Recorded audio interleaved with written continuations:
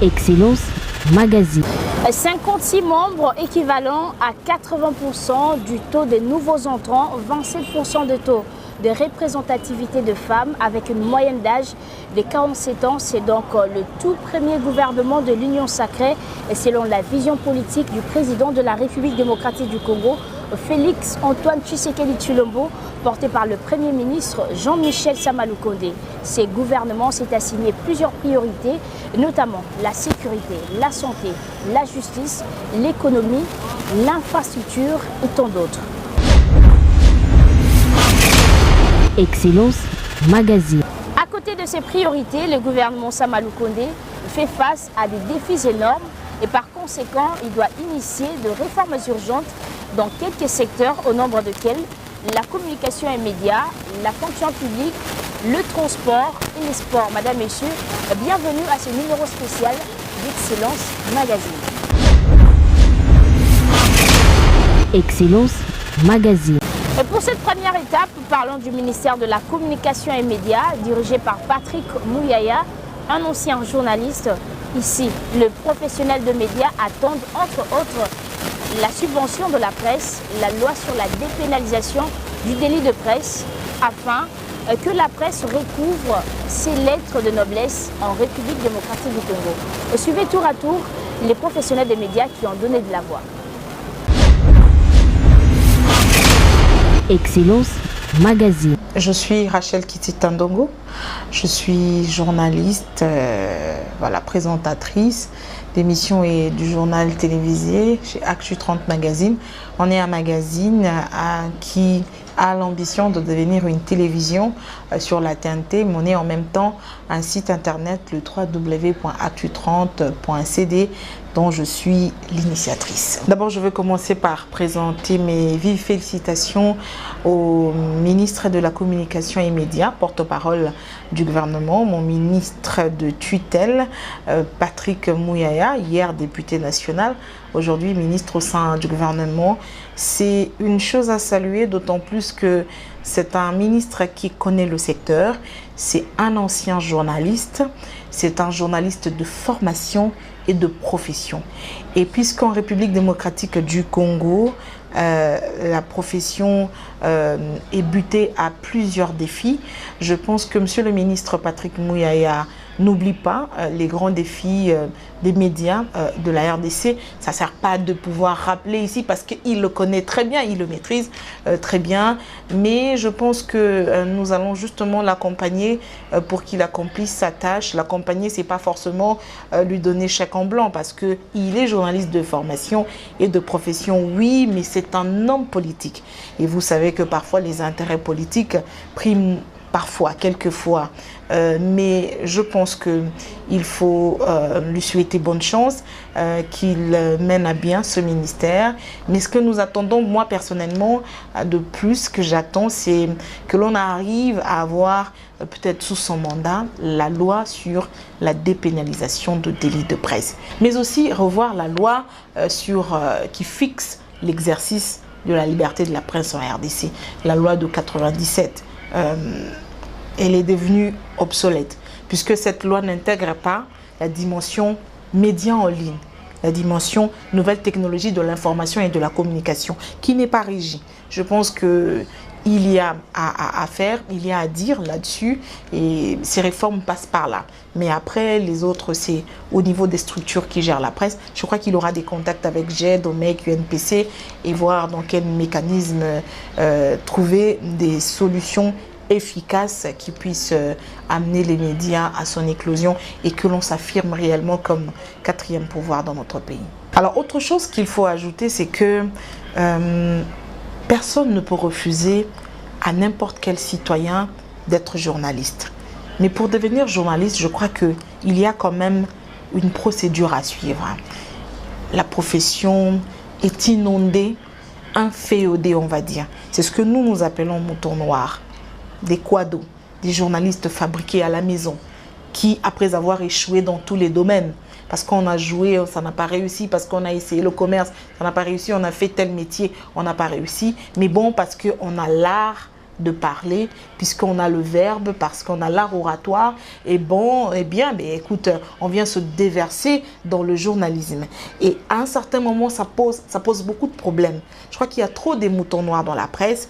En tant qu'individu, moi personnellement, Rachel Kitita, je n'ai pas assez de moyens, je n'ai pas le moyen efficace pour pouvoir lutter contre ces moutons noirs. Je crois que ça sera d'abord le travail du ministre de tutelle qui prendra en compte les structures de la presse existantes en RDC pour qu'ensemble, sur l'ensemble du territoire national, qu'il y ait des assises finalement pour trouver une solution. Et aujourd'hui encore, avec les réseaux sociaux, tout le monde est devenu journaliste. Tout le monde est devenu journaliste. Et c'est difficile parfois de faire une démarcation entre les vrais et le bon parce qu'on est tellement envahi. Il faut trouver un mécanisme pour contraindre certaines personnes qui ne sont pas journalistes de ne pas se faire appeler journaliste. Il connaît très bien ce problème et je pense que Patrick Mouyaya nous rendra fiers finalement d'avoir porté le soutien à celui qui a été hier notre frère et aujourd'hui devenu ministre de tutelle. Moi c'est monsieur Jonathan Bilary, je suis journaliste, animateur télé-radio et patron d'un site 100% art et culture en RDC. Je suis opérateur culturel et entrepreneur. Il y a beaucoup de défis quand même, il y a beaucoup de défis. Déjà, je pense qu'après la nomination de certaines têtes dans divers ministères, l'on sait sentir que les signaux forts vont être bien envoyés par le chef de l'État. Eh bien, je parle de la personne de Patrick Mouyaya, qui est bien sûr pas novice dans ce milieu. C'est un milieu qu'il a vu grandir, il en connaît beaucoup. C'est vrai qu'aujourd'hui on se plaint de beaucoup de choses sur la reconnaissance du journaliste lui-même. Beaucoup de médias ne sont pas subventionnés. L'on peut se réveiller de chez soi à la maison et se transformer en animateur parce qu'aujourd'hui on a accès à la technologie et les YouTube et tout ce qui va avec. Je pense qu'il y a moyen de pouvoir réguler tout ça. Et en occupant ce poste qui ne sera pas facile, ça je l'ai dit en connaissance de cause, mais il faudrait qu'il soit le porte-parole de la vérité, pas le porte-parole de mensonge, en regroupant toutes les réalités que les journalistes font face aujourd'hui. Bien, mais si aujourd'hui je pense quand on parle d'état de droit, ça doit aussi se représenter et le reflet direct doit partir du média congolais aujourd'hui. Est-ce qu'on est libre de dire ce que l'on pense? Est-ce qu'on est libre de pouvoir vendre son intelligence ou crier tout haut ce que les autres ne peuvent pas dire tout haut aussi? On est face à plusieurs réalités. Est-ce que ce même journaliste, ça sera le même journaliste qui hier devait descendre la rue, demander son salaire ou soit encore travailler parce qu'il attend un coupage après? C'est tout ce tas de problèmes qui fait à ce qu'aujourd'hui, nous avons plusieurs journalistes qui ne donnent plus de la peine pour travailler pour la plume ou soit encore pour informer la population comme il se doit. Mais tu as ces mêmes journalistes qui sont dans l'obligation de travailler pour leur propre vente parce que normalement, quand il n'y a pas de subvention, écoute, on ne sait pas sur quel sein se vouer. Je pense que c'est vraiment un de ces principaux problèmes que l'actuel ministre de Médias et Communications, porte-parole du gouvernement, doit penser régler. C'est possible de pouvoir réguler ces luttes. Mais si, et moi je pense qu'on devrait libéraliser déjà l'entrée de jeu l'UNPC, qui aujourd'hui, on nous l'a vendu comme une monarchie au fait. Et je pense que là, ça doit d'abord être régulé. Sur les élections, sur les profils de personnes qui doivent diriger, l'accessibilité à toutes. Et voire même s'il faudrait allonger une liste, pas qu'il y ait réclusion en disant que tel peut se prononcer comme candidat, tel ne peut pas voter parce que il y a beaucoup de barricades qui font en sorte que aujourd'hui, que le journaliste que je suis, que j'ai que j'ai du mal à pouvoir me prononcer, à donner l'idée directe ou soit encore à porter une pierre d'édifice dans ces secteurs. Je suis Madame Bienvenue Babois, journaliste et idéatrice de programme à Numérica Télévision. Nous avons salué la nomination de son désormais Excellence Patrick Mouyaya Katemboué. Vraiment, c'est l'homme qu'il faut, à la place qu'il faut, je l'espère en tout cas, puisque c'est un journaliste de profession et il connaît les difficultés des journalistes, il connaît les attentes des journalistes. En tout cas, le répéter, ça sera peut-être de trop puisqu'il le connaît, il l'a vécu Il était journaliste de profession à CBS, je pense. Il connaît les difficultés. Il est allé à l'Assemblée nationale. Je pense que c'est la personne idéale, puisque même quand il a été élu député, il n'a pas laissé les journalistes. On le voyait défendre selon les besoins, la cause des journalistes. Mais maintenant qu'il est à la tête de ce grand ministère, de ce méga ministère, nous attendons beaucoup de lui, puisque vous êtes sans ignorer qu'il y a beaucoup de moutons noirs dans notre profession. Et avoir passé 5 ou 6 ans à l'université, à l'IFASIC ou à l'université catholique ou à l'UNIKIN pour faire la communication, c'est quelque chose de... C'est un sacrifice, c'est dur. Et on voit aujourd'hui une personne, puisqu'il a un smartphone, il devient journaliste. Ça,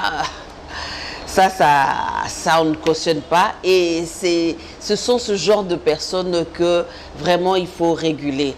Vraiment, tous ces moutons noirs qui se font passer pour des journalistes qui font c'est vraiment pas un bon travail à la place des journalistes. Et malheureusement, à la cité, ils sont appelés grands journalistes. Ça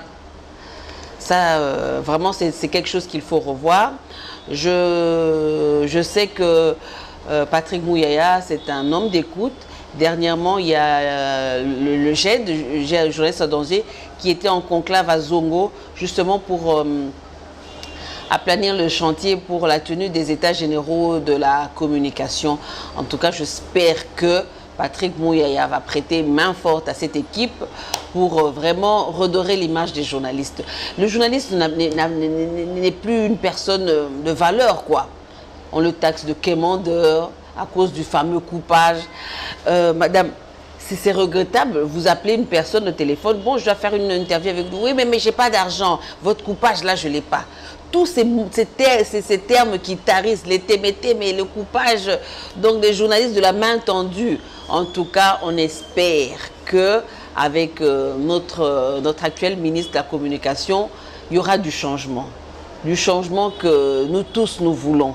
En tout cas, tout celui qui est passé sur le banc de l'école et qui a souffert avec les TP sous le soleil ne voudra pas que son métier soit aussi bradé comme notre métier de journaliste est devenu, simplement parce qu'on a un smartphone, parce qu'on se connecte sur Internet et on peut balancer tout ce qu'on veut sur les réseaux sociaux.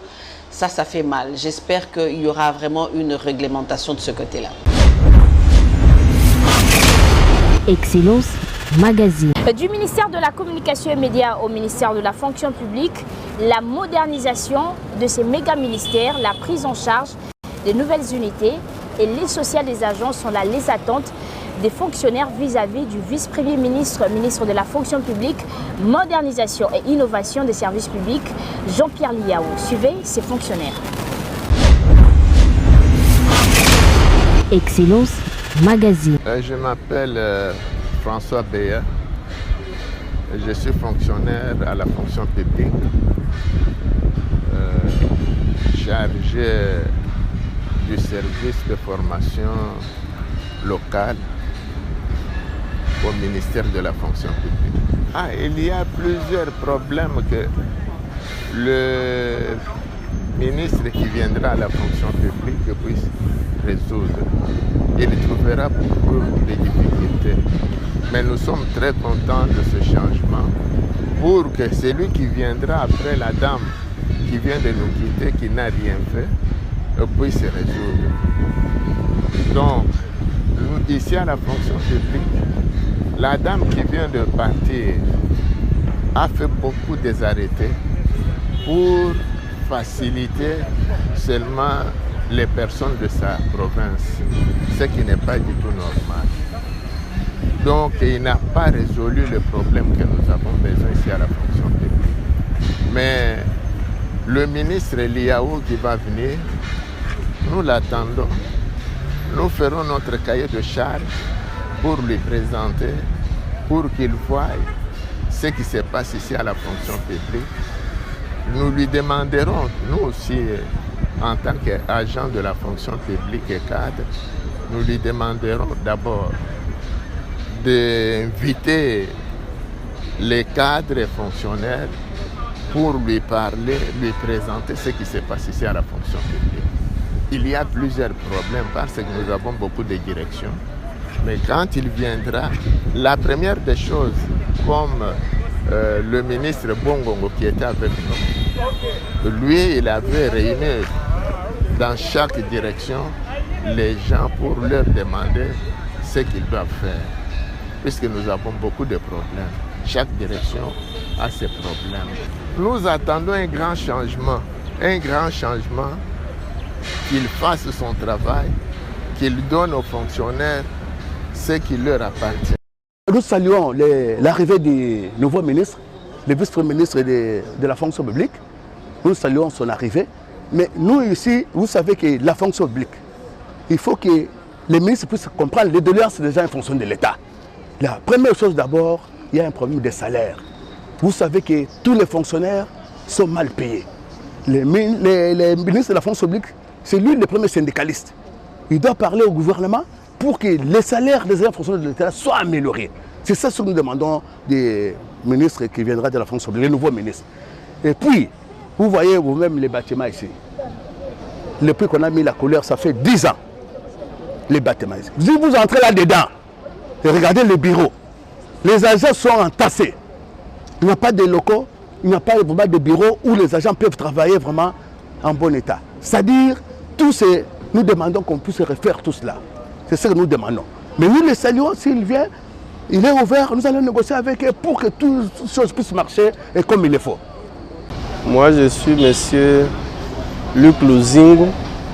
Je suis chef de division Action sociale à la direction Action sociale du secrétariat général des actifs à la fonction publique. Ce qu'il faut savoir, c'est les agents et fonctionnaires de l'État de toute la République. Et ce que nous attendons du nouveau ministre est que les NU, les non-payés soient mécanisés, les conditions sociales des agents et fonctionnaires de l'État s'améliorent, la prise en charge médicale s'améliore, le social dans l'ensemble. Est-ce que vous savez, madame, que jusqu'aujourd'hui, les transports qu'on paye à un agent de l'État, c'est 15 000 francs par mois? Voyez-vous tout ça? Vous savez aussi qu'un agent et fonctionnaire de l'État, s'il meurt, l'État n'achète pas le cercueil qu'il aurait dû acheter ou l'enterrer. Savez-vous aussi que quand un agent tombe malade, aujourd'hui, la prise en charge médicale pose problème. Pourtant, nous voyons que, bon, je ne peux pas citer des gens, quand c'est un politicien ou c'est tout le monde qui sont autour, ils sortent de l'argent, ils mobilisent tout. Alors que les fonctionnaires qui travaillent pour l'État, nous pouvons même citer les enseignants qui sont assimilés aux fonctionnaires qui travaillent pour l'État, sont délaissés à eux-mêmes. Les défis qu'il a à relever, j'ai cité un exemple, que nous avons des agents qui travaillent pendant des années, qui ne sont jamais mécanisés. Ils ne touchent rien de l'État. Dans ces conditions-là, s'ils n'ont même pas le numéro matricule, le jour où ils vont demander la pension, ils n'auront rien. Parce que si vous n'avez pas le numéro matricule, vous n'êtes pas un agent et fonctionnaire de l'État. Voyez-vous? Donc, on doit régulariser beaucoup de situations. Nous avons adhéré à ces gouvernements. Ça signifie que nous attendons beaucoup de ces gouvernements pour que la condition sociale des agents et fonctionnaires de l'État, cette fois-là, puisse s'améliorer. Ok. C'est que le ministère de la fonction publique, c'est le ministère mère. Une fois l'administration va, le pays va. Mais quand l'administration ne va pas, rien ne peut marcher. Nous aimerions, comme il est là, que dans son cabinet, qu'il puisse même placer les administratifs. C'est que les fonctionnaires chevronnés qui connaissent l'administration, afin qu'ils marchent ensemble avec nous. Mais tant qu'il viendra avec les gens qui ne connaissent pas l'administration, qui ne viennent que pour leur argent, il ne va marcher à la fonction publique.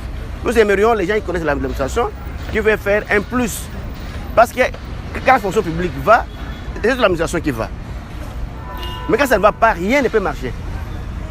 Il faut qu'ils viennent avec l'idée de propulser l'administration. Parce qu'il y a un certain blocage quelque part.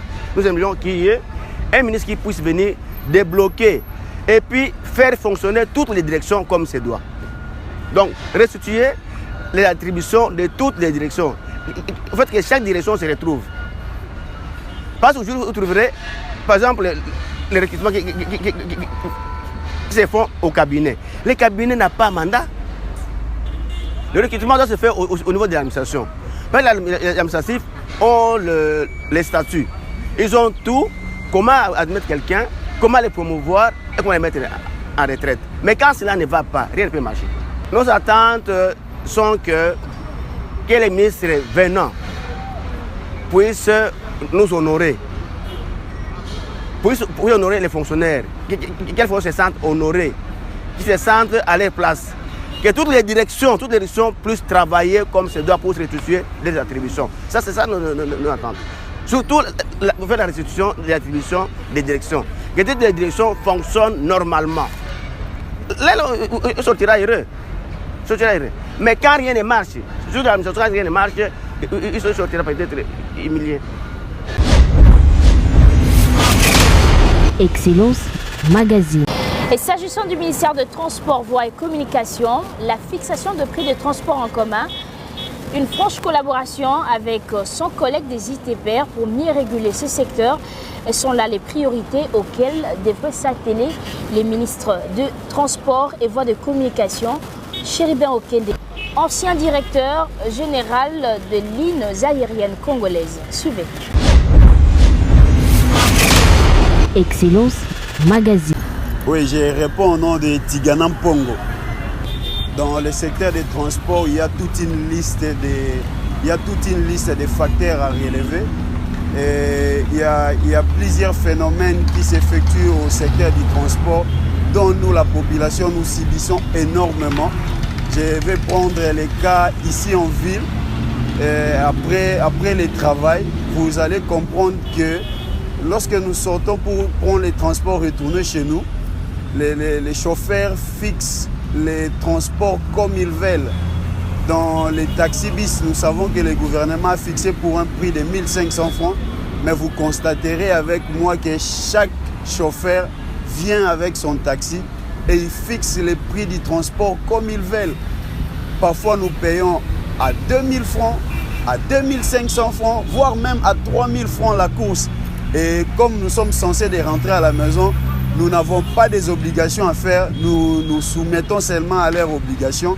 Et du coup, ça nous crée vraiment des problèmes et nous avons vraiment beaucoup de difficultés à relever ces défis. Nous demandons vraiment au ministre des Transports de pouvoir veiller à ce que les prix du transport soient fixés et que nous savons que telle course à telle course doit nous coûter autant pour au moins avoir un bon budget de transport qui pourrait nous faciliter.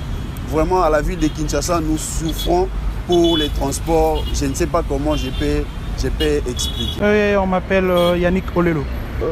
Aujourd'hui, en parlant des transports, je vois plus précisément l'essentiel qui sont les infrastructures de base des transports.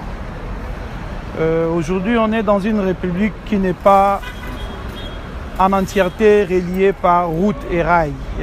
Donc, pourrais-je dire, si le ministre des Transports voudrait bien aider les Congolais, il doit nécessairement travailler en partenariat avec son collègue des infrastructures pour donner au peuple congolais d'abord les infrastructures de base nécessaires et essayer d'y travailler pour réguler les transports. Entre autres, quand je parle du transport, je ne vois pas seulement la ville de Kinshasa. C'est un ministre national.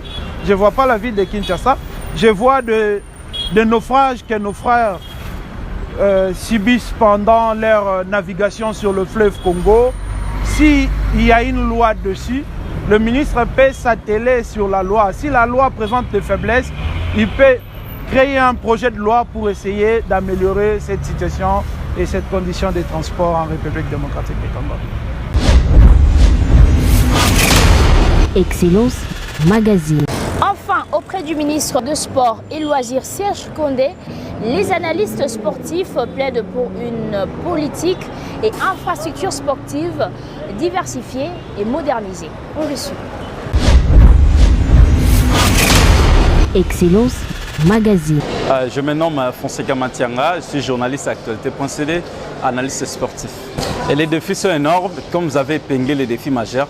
En RDC, les défis majeurs restent la politique sportive. Et depuis plusieurs années, la RDC tentait de patauger. Nous faisons des projets qui ne vont pas dans le sens d'être des vrais défis sportifs. Donc le ministre des Sports, il a la charge de déterminer la politique sportive nationale, comme déjà dans ses attributions, c'est déjà bien dit que c'est le ministre des Sports qui détermine la politique sportive nationale. Dans la politique sportive nationale, l'on attend par exemple la formation des cadres techniques pour toutes les fédérations, non seulement le football, on attend aussi parler de la formation de jeunes joueurs dans les écoles de foot et le football féminin, y compris le football scolaire. Il y a aussi la partie des infrastructures. La RDC souffre des infrastructures sportives dans plusieurs coins du pays. Il n'y a pas de terrain qui favorise la pratique du sport. Je ne parle pas seulement du terrain de football, je parle du terrain de basket, tennis, handball, volleyball, boxe, judo, taekwondo. Bref, toutes les disciplines qui sont appelées sport. Bon, les attentes, notamment qu'on ait en fait aussi la loi sportive. Elle est là, mais elle n'est pas appliquée. Aujourd'hui, il y a une cacophonie qui règne, notamment au sein des fédérations sportives de la RDC. La loi, par exemple, dit que les présidents des fédérations doivent faire 2 mandats, en raison de 4 ans par mandat. Mais aujourd'hui, on a des fédérations où les présidents ont passé 10 ans, 20 ans, 15 ans dans les mêmes fédérations et sans aucun résultat. Donc, je crois que le ministre des Sports, en compagnie avec le secrétariat général des Sports, doivent faire signer les fédérations des contrats d'objectifs. Parce que l'État donne beaucoup d'argent. On parle de pas moins de 20 millions l'année que l'État débourse pour le secteur des sports. Mais pour quel résultat?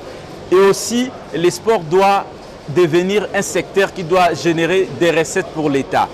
Les fédérations ne doivent plus totalement dépendre du trésor public, mais ils doivent devenir en fait, c'est toutes ces associations-là qui génèrent aussi de l'argent pour eux.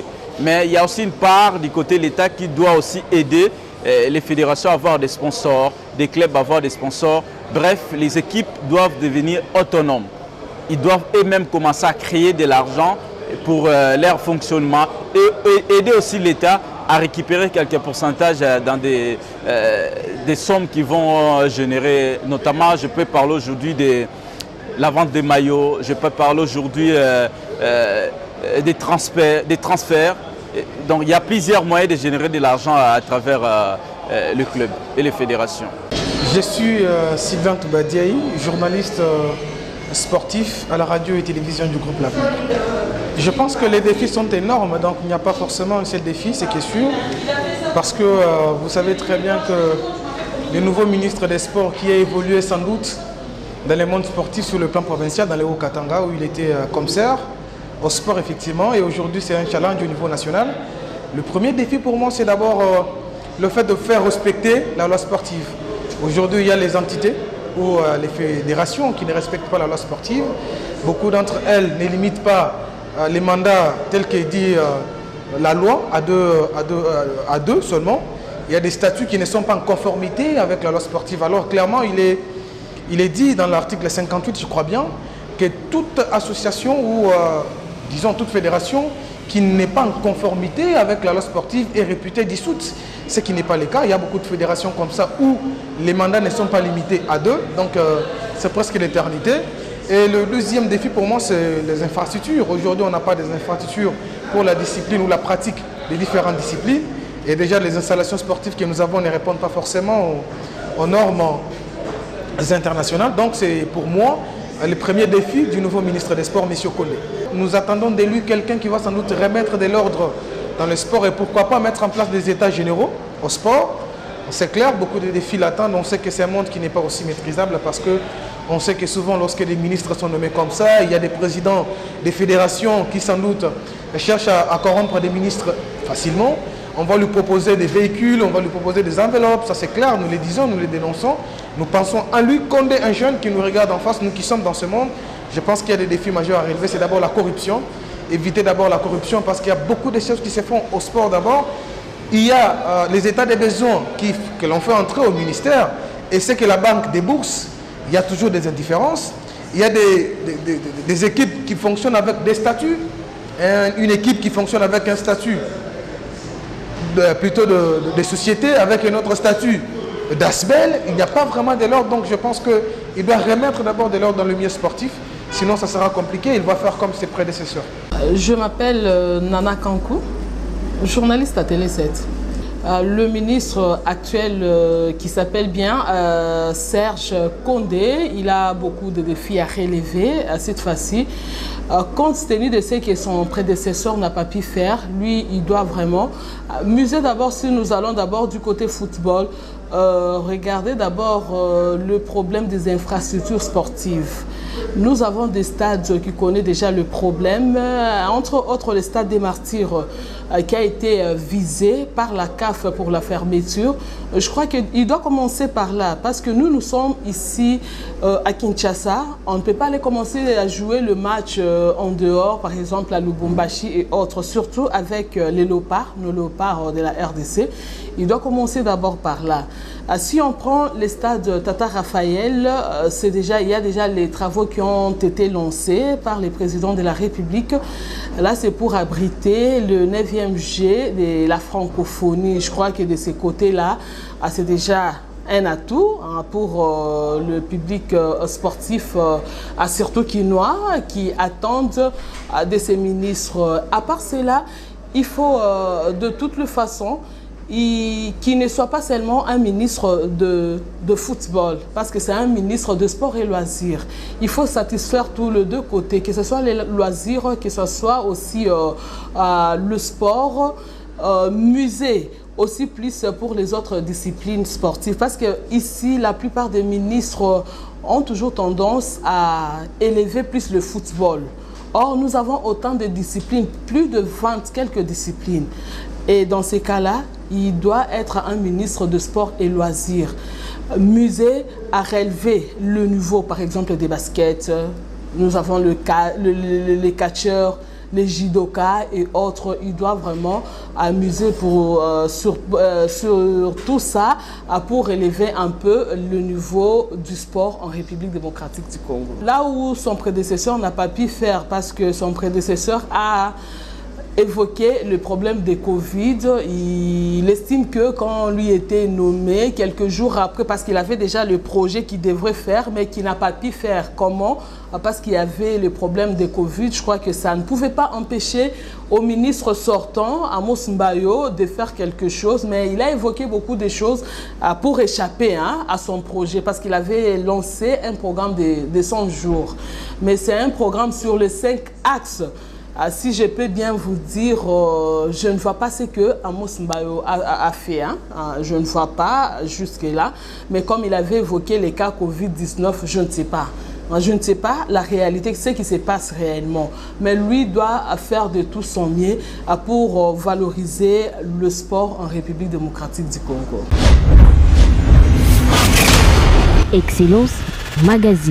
Ce numéro spécial d'Excellence Magazine est terminé. Merci à vous de l'avoir suivi. On se retrouve prochainement avec les mêmes plaisirs. Entre-temps, portez-vous bien et restez-nous fidèles. Au revoir. Excellence Magazine.